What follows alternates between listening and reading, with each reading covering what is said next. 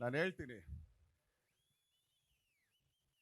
First ಅವಮಾನಗಳೇ ಚೆನ್ನಾಗಿರುತ್ತೆ. ಯಾಕಂದ್ರೆ ಅವಮಾನಗಳಾದ್ಮೇಲೆ ಸನ್ಮಾನ ಸಿಗೋದು ನಮಗೆ.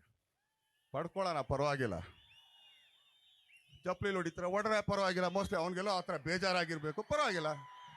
ಯಾಕೆ ಹೂವು ಹಾಕ್ಸ್ಕೋಬೇಕಾದ್ರೆ ಅಷ್ಟೇ ಪ್ರೌಡಾಗಿ ಅನ್ಕೊಂಡು ಹಾಕ್ಸ್ಕೊಳ್ಳಲ್ವಾ? ಅದು ಕೂಡ ಪ್ರೌಡಾಗಿ ಎತ್ಕೊಳ್ಳೋಣ, ತಪ್ಪೇನಿಲ್ಲ. ಆಮೇಲೆ ನನ್ನಷ್ಟು ಕಾಂಟ್ರವರ್ಸಿ ಇಲ್ಲ. ಬ್ಯಾಡ್ ಬಾಯ್ 101%. ಐ ಆಮ್ ಎ ಬ್ಯಾಡ್ ಬಾಯ್. ಎಲ್ಲ ಏನಾಗುತ್ತೆ,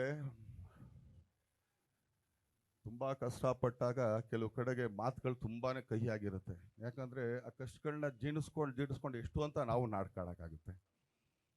ಪರವಾಗಿಲ್ಲಮ್ಮ, ಹೂ ನಮ್ಮ ಅಂತ. ಯಾಕಂದ್ರೆ ನೀರು ಇಲ್ಲಿವರೆಗೂ ಬಂದಾಗ ಹೂ ಅನ್ಬೋದು, ಇಲ್ಲಿಗೆ ಬಂದಾಗ ಹೂ ಅನ್ಬೋದು, ಇಲ್ಲಿಗೆ ಬಂದಾಗ್ಲೂ ಓಕೆ ಅನ್ಬೋದು. ಇಲ್ಲಿಗೆ ಬಂದಾಗ 3 ಸಲ ಎದ್ದೇಳ್ತೀವಿ ಗೊತ್ತಾ, 3ನೇ ಸಲಿಗೆ ಹಂಗೆ ನಂಬಿಟ್ಟು ಒದಿದೀವಿ ಗೊತ್ತಾ, ಅದೇ ಕೋಪ ಅಷ್ಟೇ. ಯಾಕಂದ್ರೆ ನಾನು ಬದುಕ್ಬೇಕಲ್ಲ.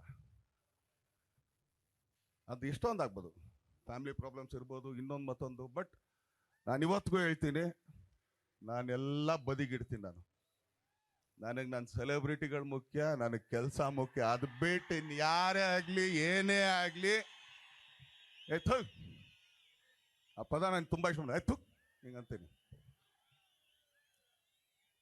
ಏನಕ್ಕೆ ಅಂತಂದ್ರೆ ಅದಕ್ಕೆ ಯಾವುದಕ್ಕೂ ತಲೆ ಕೆಡ್ಸ್ಕೊಳ್ಳೋಷ್ಟು ಟೈಮು ಇಲ್ಲ, ನನ್ನ ಹತ್ರ ಪುರ್ಸೊತ್ತು ಇಲ್ಲ. ಯಾಕಂದ್ರೆ ಬೆಳಗ್ಗೆ ಎದ್ದ ತಕ್ಷಣ ನನ್ನ ಕೆಲಸ ಏನು, ನಾನೇನು ಕೆಲಸ ಮಾಡಬೇಕು, ಇದಷ್ಟೇ ನಾನು ಕನ್ಸು ಕಾಣೋದು. ಇವತ್ತು ಇವಳು ಇರ್ತಾಳ, ಇವಳು ನಾಳೆ ಅವಳು ಇರ್ತಾಳ. ಅವಳು ಯಾವಾಗಲೇ ನೀನು ಅಜ್ಜಿನ ಬಿಡೆ, ನಿಮ್ಗಳಿಗೆಲ್ಲ ತಲೆ ಕೆಡ್ಸ್ಕೊಂಡು ನಾನೇ ಕೂತ್ಕೊಳ್ಳಿ. ನನಗೆ ನನ್ನ ಸಿನಿಮಾ, ನನ್ನ ಕೆಲಸ, ನನ್ನ ಮೇಲೆ ದುಡ್ಡು ಹಾಕ್ದಂತ ನನ್ನ ನಿರ್ಮಾಪಕರು, ನನ್ನನ್ನು ಡೈರೆಕ್ಟ್ ಮಾಡೋಂಥ ನನ್ನ ಡೈರೆಕ್ಟ್ರು, ನನ್ನ ಟೆಕ್ನಿಷಿಯನ್ಗಳು, ಅವ್ರಿಗಷ್ಟೇ ನಾನು ಸೀಮಿತ. ಅವ್ರು ಕೆಲಸ ಮಾಡಿದ್ರೆ ಅವ್ರು ತೋರಿಸೋದು ನನ್ನ ಸೆಲೆಬ್ರಿಟಿಗಳಿಗೆ, ಅವ್ರೇನು ಮನೆಗೆ ಹಾಕೊಳ್ಳಲ್ಲ.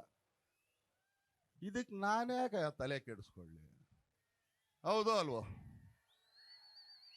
ಇಲ್ಲ, 25 ವರ್ಷ ಇಷ್ಟೆಲ್ಲ ನಾನು ತಲೆಗೆ ಹಾಕೊಂಡಿದ್ರೆ 25 ವರ್ಷ ನಾನು ಮೋಸ್ಟ್ಲಿ 10 ವರ್ಷಕ್ಕೆ ಓಡೋಗ್ಬಿಡ್ತಿದ್ದೇನೆ ಎಲ್ಲರೂ.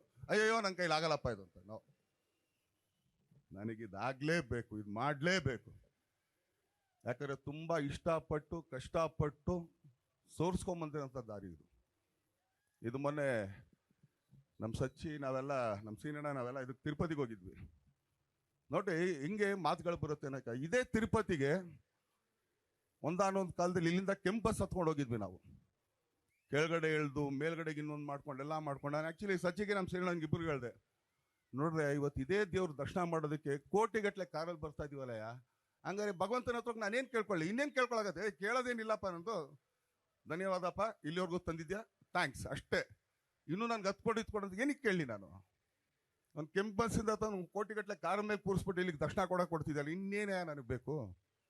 ಹೌದೋ ಅಲ್ವ ಅಣ್ಣ? ಹೌದೋ ಅಲ್ವೋ? ಆದರೆ ಅದನ್ನು ತೊಗೊಳಕ್ಕೆ ನೀವು ಶ್ರಮ ಪಟ್ರಿ ಅಷ್ಟೇ. ಅಡ್ಡದಾರಿಗೆ ಕಾಲು ಹಾಕ್ಬೇಡ್ರಿ.